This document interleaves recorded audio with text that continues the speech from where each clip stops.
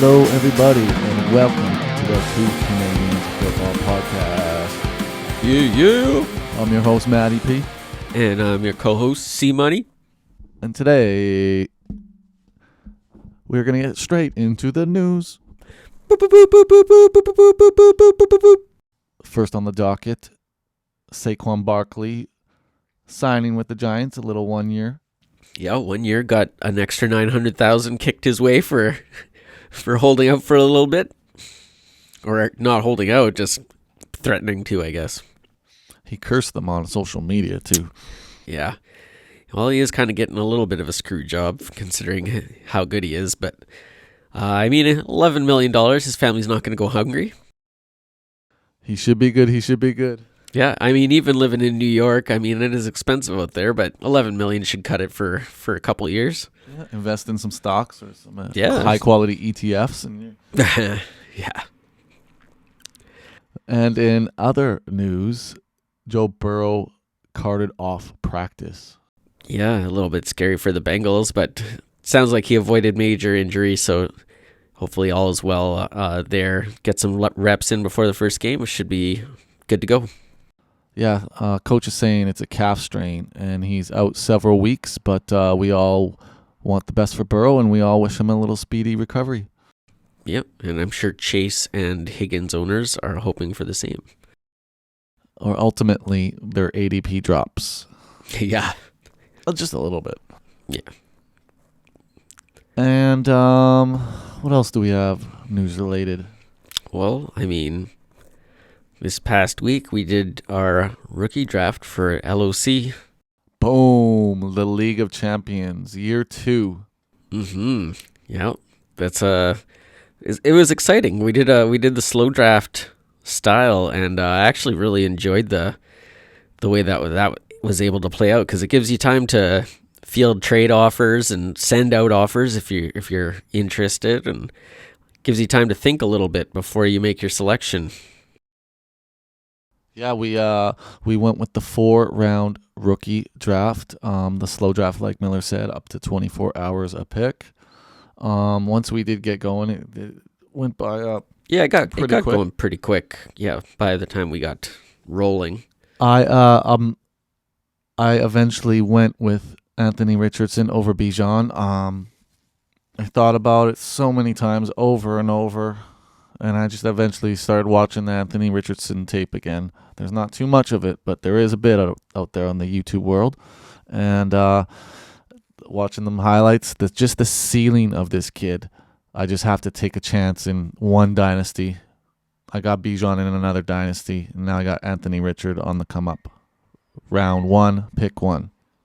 Yeah, that made me really happy, because that I was able to scoop Bijan at pick 2. And I did not expect that. I was fully prepared to have my 4th really good quarterback on roster. Well, still a gamble yet. He still hasn't proven himself, but chances are, just with the rushing upside alone, he should pan out for fantasy purposes. How long his career is, if he doesn't get the passing in line, remains to be seen, but that should come together with the coaching that he has available to him, and that Colts offense. He should be given every opportunity to succeed, and I imagine he will with the athletic profile, the skill set, and everything. Yeah, it's currently the end of July, and Anthony Richardson and Gardner Minshew are splitting the first team reps, so I like that. Like I kind of always knew that that's why they got Minshew. He's coming in, and they feel Minshew's got at least a few similar physical traits as Anthony Richardson coming in. He's mobile, but he's not the most mobile, but he can scramble. Maybe a rich man's Romo, maybe. And then mustache, Gardner Minshew. So I think he can, do some things with that O-line, with the Jonathan Taylor in the mix and Michael Pittman. I think there could be some good things from AR, so that's why I took AR. And yeah, Chris took Bijan at 2, and then it went Bryce Young, CJ Stroud at the 3rd and 4th. And then our buddy Robin took Gibbs at the 105. That was a good get for him at 5. Yeah, that's there's some good value there. He could even be rookie RB1 this year. Like, Yeah, he's got a lot of potential. Good offensive line in Detroit, so that is a really good landing spot. And after they got rid of DeAndre Swift, it made more sense. yeah, like Jamison Williamson out for the first 6 games. Yeah, you got no more Swift, no more Hawkinson. They're gonna have to throw to someone, and Gibbs is gonna be that guy. Yeah, more than likely, early on. Then JSN at pick 6. JSN at pick 6, followed by The run on receivers began here. yes, 5 receivers in a row. We JSN at 6, Quentin Johnson at 7, Rice out of nowhere at 108. A little bit of a surprise, but being attached to Patrick Mahomes is obviously something that could help push you up the board. They don't really have a true number 1 there. Some would argue Tony, but he's already hurt again, so there's a lot of risk with him. So maybe Rice becomes that guy. Followed by Addison to Viking Randy, the big Viking fan. He has Addison, Jefferson, and Hawkinson all on his dynasty team. He is set up as a homegrown fan. I'm definitely sending him trade offers soon. Yeah, and then last year's champ got Zay Flowers at the 10 spot. And then that's it for the first round. Second round, Zach Charbonnet off the board. Yeah, and then I was happy to take Dalton Kincaid at the second pick of the second round, pairing him with Josh Allen for hopefully a very long time. And I'm really excited about this pick. I think I do have Pitts on my team already, so I took this more as a hedge in case the quarterback in Atlanta doesn't pan out. Pitts has another down year, and I'm kind of sitting there waiting for him to become what he's been hyped up to be. And so getting Kincaid with Josh Allen right here, potentially the second target for Buffalo Bills this next upcoming season with just after Diggs. I mean, I think he's got a shot to get that opportunity. Yeah, you got Kincaid at the second pick in the second round. I had to get Kincaid inside the first round in my other dynasty where I got Bijan. Wow. Yeah, so I went Bijan at 1 there. So we both got the same two first players. That's funny. And where did I get Kincaid? I think it was like 9. Okay. Yeah. But yeah, I really like this kid. I read something today, NFL.com, that Kincaid has been the hardest working tight end in the 3 practices so far. We're talking about barely coming off field for liquids. Like, we're talking all the snaps. He's getting all the snaps and the team knows that if they want to have him heavily involved in the season, that they need to. That's why they're getting him heavily involved in practice early on. Oh, good to hear. That makes me more excited. Yes. So as a Kincaid owner, I'm definitely excited. I actually have another dynasty draft this Saturday. It starts early. It's a slow draft, like Okay. 8 hours a pick. Okay. That's not bad. That's pretty good. And I think I pick at 7th. So I know if I want Kincaid, I got to select him at the 7th. But it'll be interesting to see how that shapes up. That's just a 1 quarterback league. So. Oh, okay. So the quarterbacks won't all go so high in that league then. Maybe. So for sure, Richardson will be top 7. But you never know with Bryce Young, Stroud. Maybe someone takes them 5, 6 or. Yeah, I guess depends what they need. Yeah, or how much they believe. Yeah, and what's Bryce Young's and Stroud's ceiling really in year 1 or 2 or 3? Like it's you don't really know. It's a big gamble. Yeah, I mean both of them. I imagine they're both starting probably week 1, if not by week 2 or 3. I would think both those guys. I mean they're top picks. Yeah, and speaking of quarterbacks, after Kincaid, it was Will Levis. Yeah, That was, I mean, I know a few people were talking. Randy was talking about Levis even at pick 109, just because of the way quarterbacks get pushed up the board in 2 quarterback leagues. So, I have Josh Allen, Deshaun Watson, and Kirk Cousins, so I wasn't jumping to get a quarterback, but it still always shocks me how high quarterbacks get pushed up when it's 2 QB. Yeah, our buddy Kevin was even talking about Levis at the end of the first round or the very early second round. So it was not a strange sight to see Levis go there. Quarterbacks are very valuable in these 2 quarterback start leagues. So, and he does have some good traits, potential for fantasy. He's obviously not going to be relevant this season, but that sometimes can help a young quarterback out if he has time to learn the system, learn behind a veteran for 1 year or even 2, and then come in after that. You know the speed, the plays, you know the receivers, more than likely most of them, because it's not going to be too much turnover year over year, and that would help a lot. So it's probably a good spot for him. And the next pick, the 4th pick in the second round, it's to me. So at this spot, I was thinking, I could grab another quarterback right here. I could grab Stetson or Hooker, but I was mainly just looking at best player available, trying to take that approach. And what I really liked from this guy's footage, this Kendre Miller that the Saints drafted. This kid's 6 feet tall, and I think he's 215, 220.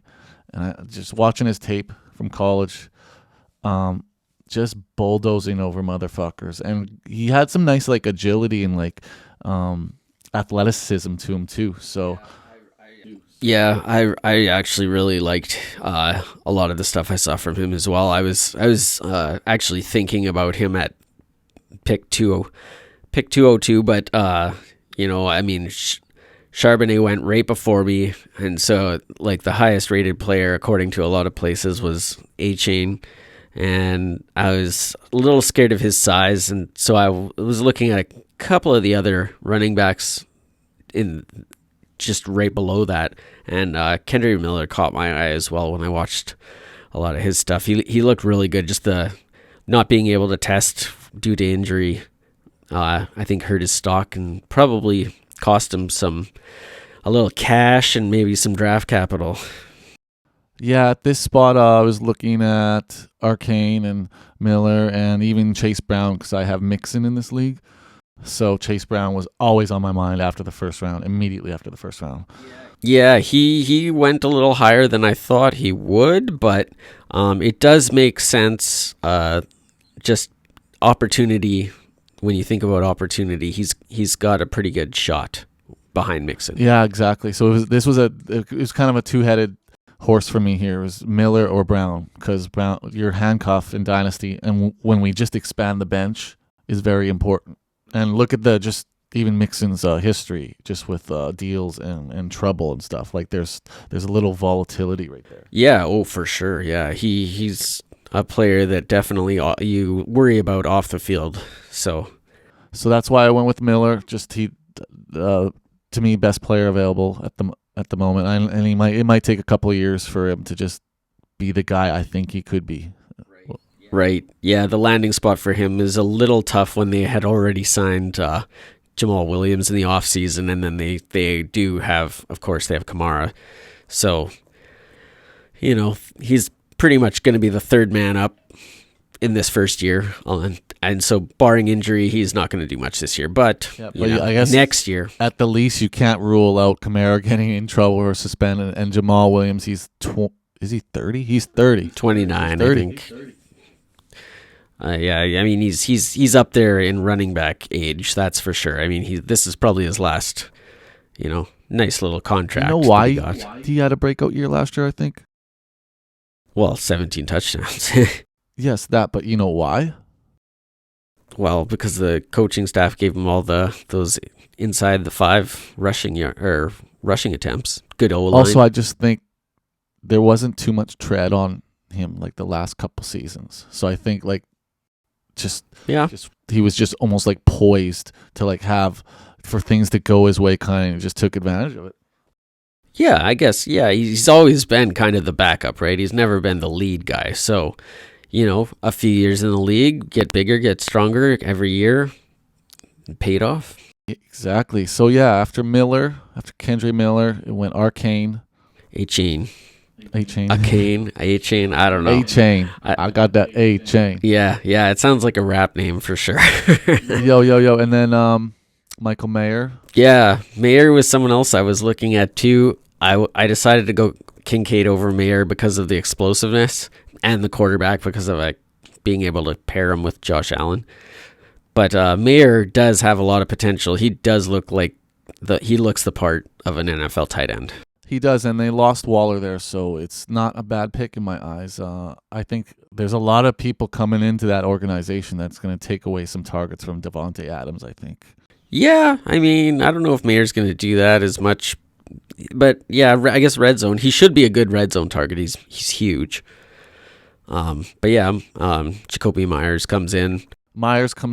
Actually, Myers and Meyer. Yeah, Myers and Mayer. Josh Jacobs catches passes, so if he resolves his contract issue, you still have Renfro, and then you have Hollins, I believe, still. No, Mac Hollins is at Atlanta. Yeah, but I mean, yeah, there's quite a few guys, but it's still going to be, Adams is still definitely the top. The alpha there. And quarterback, I guess Garoppolo, we'll see if he can reach him. Yeah. The only question is, can he get it to Adams if he's running deep? So after Michael Mayer, it went Chase Brown, who I was thinking of getting. Then Roschon Johnson. A little bit surprised, but he does look solid. Just it's a three-headed monster backfield in Chicago there. So I like what Roschon Johnson brings, but yeah. Yes, there's already like two good backs there, right? Yeah. Well, like power with Deontay Foreman, and then Khalil Herbert is severely underrated by a lot of people. I agree. That was a decent season last year. Yeah, he's even the year before when he just filled in here and there and was kind of backup. He did really well. And then after Johnson, third tight end comes off the board. Yeah, Sam Laporta, Iowa. Tight end another good tight end out of the University of Iowa. Yeah, I like what this Sam kid is bringing to the table. It looks like he's going to be a starter, day one starter there, and looking forward to see what that offense can put together with him. Yeah, I do think very highly of him. He does. He looks fast. He looks explosive. He's big enough. He's not quite as big as Mayer, and apparently his blocking isn't quite NFL ready. Neither is Kincaid, but they are both good receiving threats from the tight end position. The one concern I have for him is because Dan Campbell is such a football guy and played tight end himself. He wants his guys to be able to block, and I know the guys that filled in once they traded Hawkinson last year both did a good job at their kind of filling Hawkinson's shoes, and they can block, so that that contributes to the run game a lot, which they do a lot of running. So can Laporta overtake those guys if Dan Campbell thinks the other guys are better blockers? Hard to say, but with Williams being out for the first 6 games because of suspension, that helps his chances of getting on the field as a pass catcher earlier. So if he can kind of carve out a role early, that will go a long way to helping him, the rest of the season. Hell yeah, man. And then after Laporta, Tank Bigsby went off. Yeah, he could steal some of the role that Etienne holds right now for them. That's going to be an interesting one to kind of watch and see what plays out there, because Etienne hasn't proven to be the pass catcher that he was made out to be. And then I don't think they want to run him, red zone or closer to the end zone. I think that could be Bigsby's role, short down and distance, trying to keep ATN fresh. ATN becomes the between the 20s guy. Bigsby comes in and steals the touchdowns. I could see that happening.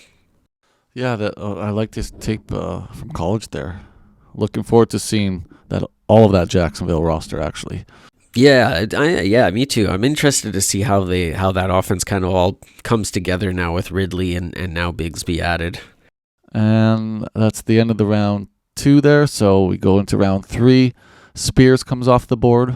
Yeah, he took a lot of time making this pick. It was interesting. And actually, he traded back into his spot. He had traded that pick, and then he traded back there. Yeah, so the benefits of the slow draft is you got time and room to make trades, on the fly trades during your draft. So I think this is a format that we might continue.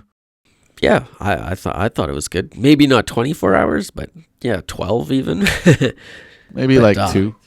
Yeah, I guess everyone's got to be ready for it then. But yeah. After Spears went Mims and Mingo. Yeah, that was my big debate there.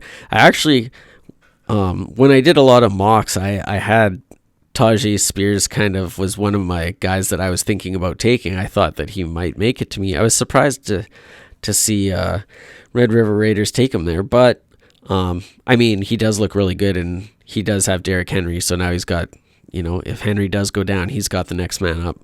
So then it was my turn, and Mingo had dropped all the way to the spot. Never in my wildest dreams did I think Mingo was going to make it all the way through the second round. But I wasn't as excited for him, which is maybe everyone else felt similar. And so I ended up grabbing Marvin Mims, who I mean, they're both very similarly rated. Mingo's got the more prototypical body, but Mims is faster, and Sean Payton traded up in the draft to acquire him. He was the first pick for Sean Payton's, as regime, his new head coaching spot. So that tells me he really likes this player, and all the Denver receivers are, I mean, they're either starting to get older, coming off injury, they can't stay healthy. None of them have really lived up to the hype that they have, were said to be. They've all kind of disappointed in their own ways. So I don't think they're necessarily all, set in stone to stay necessarily, past this year. Yeah, you got Jerry Jeudy there. You got Cortland Sutton, a couple tight ends. Tim Patrick, who's coach was heard saying that he looks like the best receiver. They like him, and he was, possibly going to be the number one last year, but yeah. So you're happy with your decision to grab Mims there? Yeah. He makes some spectacular catches, and he's fast. So I like that. I had my eye on Mingo. I didn't expect to see him go this late, but that's who was grabbed next after Mims. Cakes has the Bryce Young and Mingo combo. Yeah, he gets to watch them age together, grow together. That should work out nicely in his favor.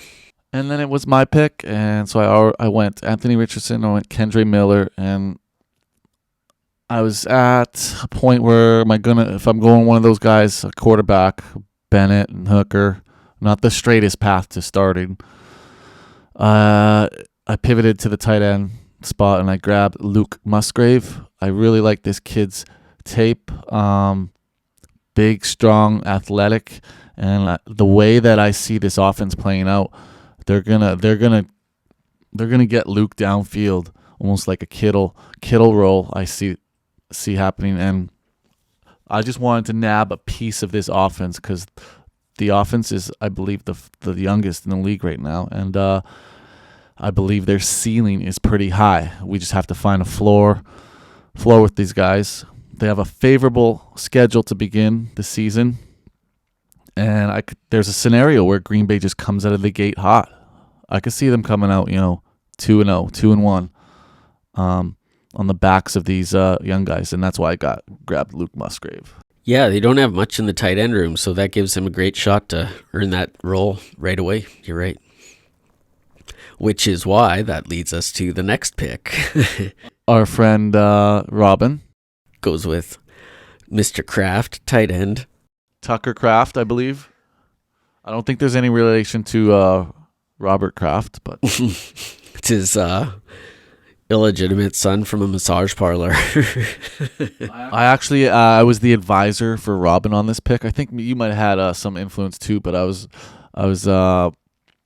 in his ear. Yeah, well, because 4 tight ends just came off the board in a deep class. yeah, this tight end class is very highly regarded, and there's even a couple that didn't come off the board that are still available that are have a lot of potential.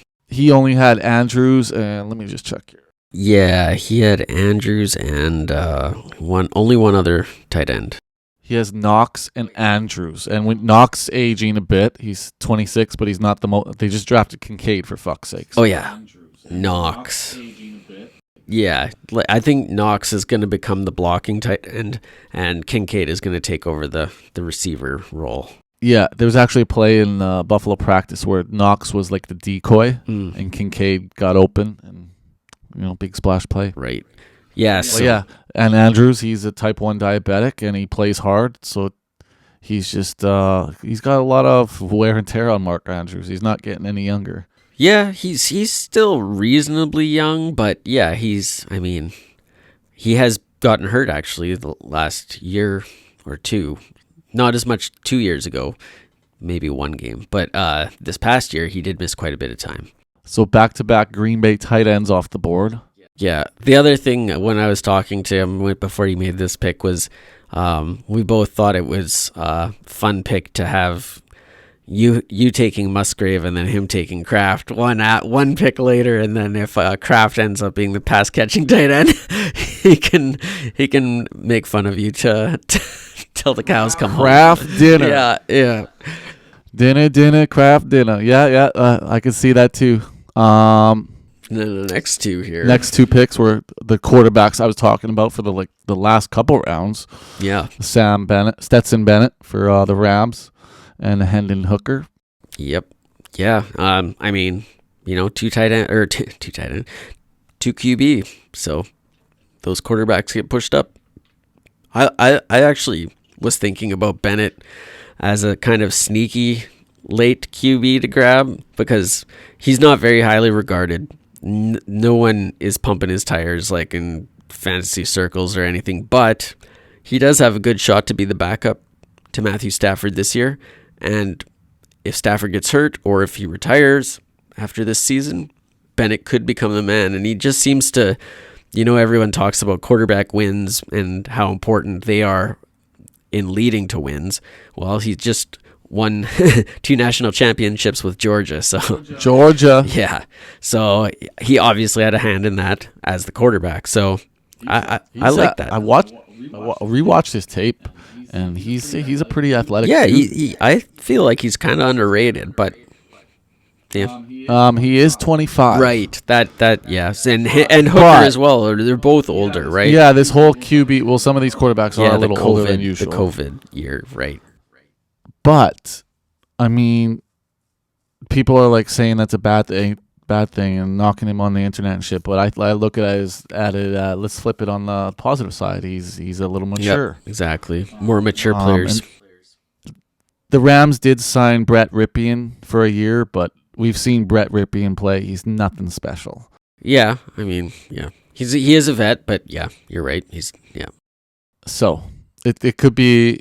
We don't know how long of a road Bennett will have to get a chance. He might be a practice squad type guy this year. Yeah, but he might even dress for a game. We'll see, sure. Right? And then Hooker went off, and then followed by 5 straight wide receivers. Josh Downs, I had my eyes on him since I have Pittman and Richardson. Josh Downs looks to be the slot receiver. Yeah, he's gotten a fair amount of hype. Jaden Reed for Green Bay. That was apparently a pick that Randy sniped from Meanswell. Meanswell said snipe. Yeah, I think at this point I would rather take Reed over Hyatt. Yeah, so many pass catchers in Giants, and I don't know who's where the ball's going. Right. Yeah, Hyatt. It's funny. Hooker goes and Hyatt, and then at one pick, Hooker goes, one pick, Reed, Hyatt goes, 1 pick. Tillman goes. Like the Tennessee connection right there. Oh yeah. Yeah. So that rounded out the third round there. Yeah. Hyatt Yeah. for the Giants, and to start the fourth round, our buddy Kevin took Tank Dell, wide receiver for Houston. Yeah. Well, I mean, yep. That's an interesting one. He got C.J. Stroud, right? So now he grabs Dell. He also has Mechie, I think, on his roster as well. So he's got a big. No, he doesn't Houston. have Stroud. What's that? Oh yeah, he does have Stroud. Yeah. Good call. Yeah. So he's got a little bit of a Houston connection. We can all just hope that C.J. Stroud falls in love with my guy, Nico Collins, and then none of his wide receivers matter. Hey, but look, speaking about like connections and stuff, you have Deshaun Watson, so you grabbed Tillman. No, that was a traded pick. Oh, you're right. Robin got Tillman, and I told him I wasn't giving him any advice on that pick since it was a traded pick, and he was in my spot, and I wanted Tillman, so I didn't want to say anything. But he grabbed him. That was his own decision. So then I had to shift gears when my pick came up at his spot. And then we got this little our running back run here. Vaughn went third in the fourth round, and then I grabbed Sean Tucker for Tampa Bay. I know Coach likes to. That's like a run first offense. Most likely now that Brady's gone, and Rashad. Some good receivers there to have a run first offense, but Mike Evans, Godwin. I just like Tucker. I watched his tape and I liked what I saw. I feel like if he gets a chance, maybe he can carve a role. You went Danny McBride. Is it Dwayne? Danny McBride. Danny. Yeah. It's bounding down. Yeah, you got it. Dwayne McBride. I mean, super excited to get him. I was pumped when the Vikings picked him. I'm a little worried because he is a 7th round pick, and it's hard for a 7th round draft pick to kind of get pushed up above. I think the guys that are already there are going to get their shots ahead of him, but he's an exciting player, and he looks good. He's got a lot of good runs when you watch his college highlights. So he's always falling forward. He's making moves, making guys miss. He's got the size. He's an interesting pick. The only concern with him, of course, is that he doesn't catch the ball out of the backfield. But I'm thinking for him, his path to getting a role is if Madison were to get injured. I think he would be the potential guy to come in on 1st and 2nd down. And then I think Ty Chandler is going to lock down that 3rd down pass catcher role. And so that would be McBride's best chance, because I think Madison's got that number 1 spot locked down for this season. Yeah, I hope it is Madison's time to break out. He deserves a shot. He's earned it. After Dwayne McBride, Zach Evans comes off the board. Yep. And then the final 4 picks of the round: Perry, wide receiver for New Orleans; Butte for but I don't know. Sorry, buddy. Yeah, Butte. There's no he went to LSU. No accent on the E, but anyways, we'll clarify that down maybe in an episode in the future. It's French. Wide receiver for New England, and then Abanikanda. Abanikanda. That's the American pronunciation is Abanikanda, and then Canadian is Abanikanda. Running back for the Jets. Yeah. And then the last pick by our last year's winner, Mr. Wilson, wide receiver for Arizona. Yep. He's like the only receiver for Arizona that's over 6 feet tall, I think. So that's your red zone target right there. So that is a recap of our rookie dynasty draft. Yeah, it was a lot of fun. We lost some friends. We gained some. It was an interesting draft, to say the least, but it was fun. The 24-hour thing was very cool to try out, and I think a lot of us liked it, so I think there's going to be something similar moving forward. Yes, I've done a slow draft in a few different sports leagues, and it's quite interesting. So we do recommend it. Ask your league mates if you guys would like to venture that way, and it's pretty fun, guys. Yeah. Makes for a lot of trades and a lot of banter and action. It really gets kind of like the league involved. Right. Yeah, exactly. People everyone can kind of participate because they're not worried about their next pick immediately. There's banter, there's, some ish getting talked.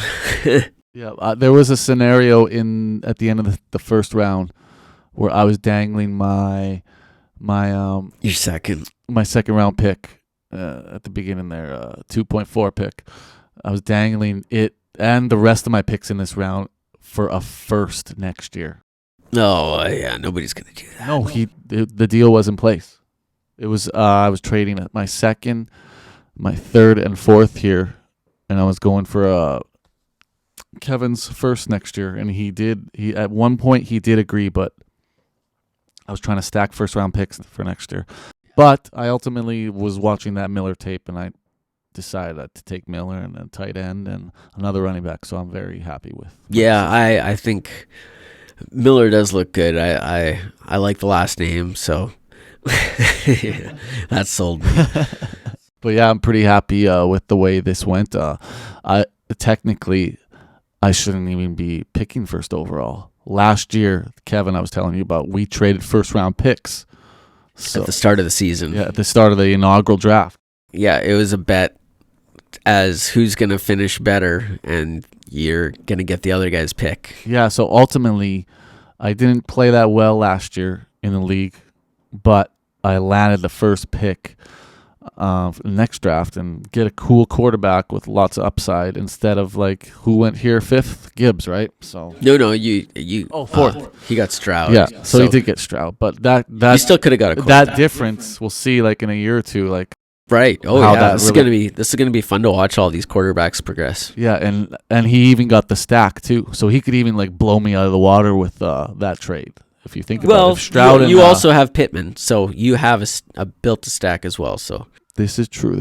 But yeah, look at all the cool things that can happen during the slow draft and trades and waiver picks and not waiver picks, but deals. Banter. Deals. Yeah, it was good. It was fun. I'll just edit the shit out of this part. Shit, but yeah, tune in to next week's episode where we will have another segment of the some more news, some more news segments. Maybe we'll see our faces soon. Maybe we could start reviewing some of the divisions or something.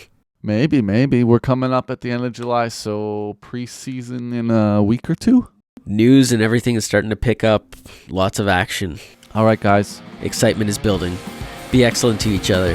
Do some mock draft. Peace. Later, guys.